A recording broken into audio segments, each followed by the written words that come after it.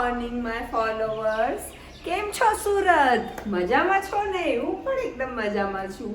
Gujarati સંભળાયું? Yes. આજે આપણે કરીશું ગુજરાતીમાં વ્લોગ. બીકોઝ આપણે સુરતમાં રહીએ છીએ તો સુરતમાં રહીને ગુજરાતી વ્લોગ તો બનતા હે ના. હાજી. તમને બધાને જય શ્રી કૃષ્ણ. આજે આપણે સ્ટાર્ટિંગ કરીશું ગુજરાતી વ્લોગથી. સ્ટાર્ટિંગ શું મીન્સ આખો વ્લોગ જ આપણે ગુજરાતીમાં બનાવવાના છે. બીકોઝ આટલા બધા દિવસ થઈ ગયા છે મારા વ્લોગિંગને અને સ્ટીલ મેં હજુ ગુજરાતીમાં વ્લોગ નથી બનાવ્યો. તો આજે આપણે ગુજરાતીમાં વ્લોગ કરીશું. બનાવીએ ને? ચાલો. હવે આજે આપણે સ્ટાર્ટિંગ કરીશું પૌવા બટેકાથી. બટેકા પૌવા જે પણ કહેતા હોઈએ. મને પ્રોપર ગુજરાતી જમવાનું નથી બનાવતા આવડતું, એટલે જે પણ છે હું થોડુંક ટ્રાય કરીશ બનાવવાની. સો પ્લીઝ મીન્સ હું આખું જમવાનું ગુજરાતીમાં નથી બનાવવાની, આખો વ્લોગ ગુજરાતીમાં બનાવવાની છું. મેં જમવાનું તો મારી મેથડથી જ બનાવવાની છું.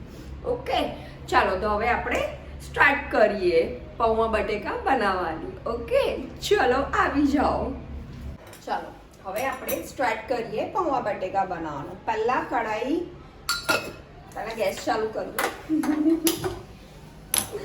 પછી નાખીશું તેલ. તેલ ગરમ થઈ જાય એટલે એમાં થોડીક રાઈને આપણે ક્રેકલ થવા દઈશું. રાઈ ક્રેકલ થઈ ગઈ છે. હવે જીરું નાખીએ, બટેકા, સિંગ અને કઢી પત્તા આટલું આપણે નાખી દઈશું. જો આપણે પહેલા બટેકા એટલા માટે નાખ્યા બીકોઝ ઘણી વખત એવું થાય છે કે ઓનિયન ના જલ્દી પાકી જાય છે અને બળવા જેવું લાગે છે. એટલા માટે થોડુંક આલુ પાકી જાય ને પછી આપણે ઓનિયન નાખી દઈશું. ઓકે, એટલે પહેલાં આલુને થોડુંક આપણે પાકવા દઈશું. સ્લો ફ્લેમ કરીને રવા દઈશું એટલે પાકી જશે.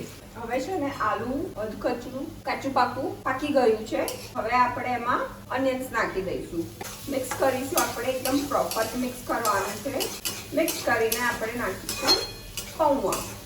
ઓનિયન પછી આપણે નાખીશું પૌવા. પૌવા છે ને હંમેશા આમ નાખવાના. આખું પલટાવી દઈશું તો ગઠ્ઠા થઈ જશે. એટલે આપણે આવી રીતે નાખવાના છે પૌવા ધોઈને મૂકી રાખતા તમે. હવે આપણે આને મિક્સ કરીશું એક વખત. થઈ ગયું. હવે આપણે આમાં અંદર નાખીશું મસાલામાં નમક, થોડી હલ્દી અને થોડુંક લાલ મરચું. જો અમે ગ્રીન ચીલી નથી ખાતા એટલે અમે લાલ મરચું નાખીએ છીએ. અગર તમે ગ્રીન ચીલી ખાતા હો તો લાલ મરચું નાખવાનું કોઈ જરૂરત નથી. આ છે રેડ ચીલી પાવડર, થોડુંક લેમન. હવે આપણે આને મિક્સ કરીશું. જો થઈ ગયા, કેટલા સરસ મિક્સ થઈ ગયા. કોઈ પણ જમવાનું હોય બધાની રીત પોતપોતાની હોય બનાવવાની, બરાબર? એટલે તમે મારી રીતથી પણ બનાવી શકો છો. તમને અગર તમારી રીત સહી લાગતી હોય તો તમે તમારી રીતથી બનાવજો. બધાની પોતપોતાની રીત હોય એટલે ચાલતું રહે. હવે આમાં નાખી દઈશું કોથમીર. ધોઈને નાખજો. હા, ધોયા વગર કોથમીર નહીં નાખતા. ગુજરાતી બરાબર બોલું છું ને? હા, બોલું જ છું ને. સુરતમાં રહું છું ભાઈ. હવે આપણે આને સર્વ કરીશું. પૌવા આપણા રેડી છે. જો કેટલા સરસ પૌવા લાગે છે, એકદમ છૂટા. જો રેડી છે આપણા પૌવા બટેકા યા ફિર બટેકા પૌવા, જે પણ બોલતા હોઈએ આપણે. ઓકે, જો ચાલો હવે હું ખાઈ લઉં, બ્રેકફાસ્ટ કરી લઉં, પછી તમને મળું છું. Bye bye. ત્યાં સુધી મેં પૌવા ખાઈ લીધા છે. ચા પીવાનો ટાઈમ. જરાક વચ્ચે બોલવામાં મિસ્ટેક થઈ જાય છે બીકોઝ આ મારો ફર્સ્ટ વ્લોગ છે ને ગુજરાતીમાં. હજુ સુધી તો મેં ગુજરાતીમાં વ્લોગિંગ કરી નથી. સામે કોઈ માણસ હોય તો એની સાથે ગુજરાતીમાં વાત કરવું ઇઝી છે, બટ કેમેરાની સામે એકલા ગુજરાતીમાં બોલવું જરાક ડિફિકલ્ટ લાગે છે. કંઈ વાંધો નહીં, થઈ જશે ધીરે ધીરે. અને તમે બધાએ ચોખા ભરાવી દીધા કે નહીં? મારા તો હજુ બાકી છે. શું કરું? ચલો આજે હવે ચોખા લઈ જાઉં. ફ્રેન્ડ્સ, હું છે ને હમણાં કામ કરતી હતી, તો કામ કરતાં કરતાં છે ને મને સોંગ સાંભળવાની હેબિટ છે. બધાને જ હશે, હે ને, બધાને જ હશે, મને પણ છે. તો હું છે ને FM ચાલુ કરીને બેસેલી હતી. તો એફએમમાં છે ને બાર છે ને કોન્ટેસ્ટ ક્વેશ્ચન આવે છે. તો ચલો હું પણ પાર્ટિસિપેટ કરું, પછી તમને પણ સંભળાવીશ કે કોન્ટેસ્ટ ક્વેશ્ચન શું હતો, કેવું હતું. અગર એ મારી વોઇસ અગર FM પર આવીને તો હું રેકોર્ડ કરીને ડેફિનેટલી તમને લોકોને બતાવીશ કે શું મેં આન્સર આપ્યો એ કોન્ટેસ્ટ ક્વેશ્ચનનો. બાકી મજા આવે, હે ને, કામ કરતાં કરતાં આપણે મસ્ત FM સાંભળીએ, સોંગ સાંભળીએ, બહુ मजा आवे. रेंट पे ले आती हूँ कपड़े, सबसे बेस्ट आइडिया है. सस्ते में भी काम हो जाता है, फोटोज भी अच्छी आ जाते हैं, वीडियो भी अच्छी बन जाती है, सब कुछ. वो सामने वीडियो देखने वाले पे खुश, हम लोग भी खुश. Very nice idea. વાપસ આ જાઓ. સો આ આઈડિયા તો હું પણ ઇમ્પ્લિમેન્ટ કરું છું કે પરચેસ ના કરવા હોય તો રેન્ટ પર લઈ લો અને કેર ફ્રી એકદમ સરસ રીતે તમે પહેરી શકો છો. હવે તમારું શું કહેવું છે જણાવો મને મારા સ્ટુડિયોના નંબર 6359911911 પર.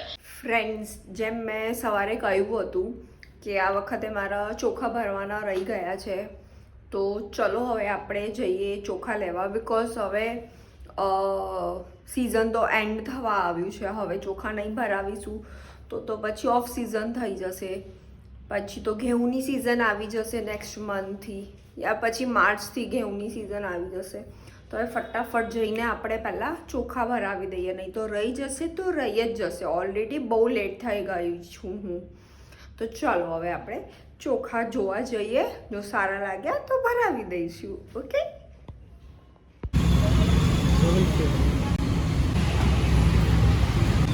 એક દુકાન પર જઈ આવ્યા, ચોખા જોઈ આવ્યા, હવે બીજી દુકાને આવ્યા છીએ. કંઈ સમજાતું નથી, શું કરીએ. इसमें नया नहीं है क्या भैया? ओ भैया,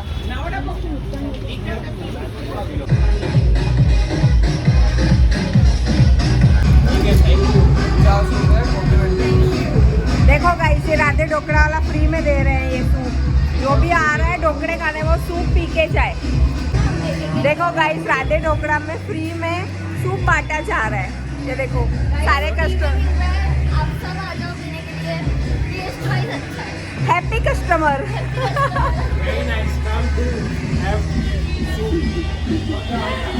જો ગાઈસ, અમે આવ્યા હતા ઢોકળા ખાવા, સાથે અમને સૂપ પણ મળ્યું છે. જો ફ્રેન્ડ્સ, કમુરતા પૂરા થાય એટલે મેરેજ સીઝન પણ સ્ટાર્ટ થઈ ગઈ. ચોખા લઈને ઘરે આવી ગઈ છું. હવે તૈયારી છે જમવાનું બનાવવાની. અને વચ્ચે વચ્ચે જરાક હિન્દી વ્લોગિંગ થઈ ગયું છે. એકચ્યુઅલી હેબિટ છે ને હિન્દીમાં વ્લોગ કરવાની, તો એની માટે સોરી, જરાક કોપરેટ કરી લેજો. ઓકે, ચલો હવે જમીને હું તમને પાછી મળું. ફ્રેન્ડ્સ, આજે ગુજરાતી વ્લોગ બનાવવાની ખુશીમાં હું બનાવું છું ચોકલેટ સ્ટ્રોબેરી. તમે બહાર ખાધી હશે બહુ વખત, હું આજે તમને ઘરે બનાવતા શીખવાડું છું. જો આ 3-4 સ્ટ્રોબેરીઝ છે જે મેં કટ કરી દીધી છે. હવે આપણે એની અંદર ડેરી મિલ્ક આ છે ને ગરમ પાણીમાં મેં પીગળાવી દીધી હતી ચોકલેટ. હવે આપણે આને ચોકલેટે આની ઉપર નાખીશું. આવી રીતે આપણે એને સ્પ્રેડ કરી દેવાનું છે.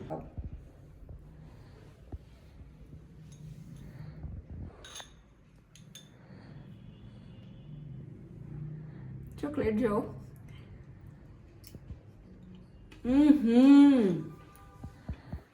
જરૂર ટ્રાય કરજો, અને ટ્રાય કરીને મને ટેગ પણ કરજો, અને મને કમેન્ટ્સમાં પણ કહેજો કે કેવું બન્યું છે.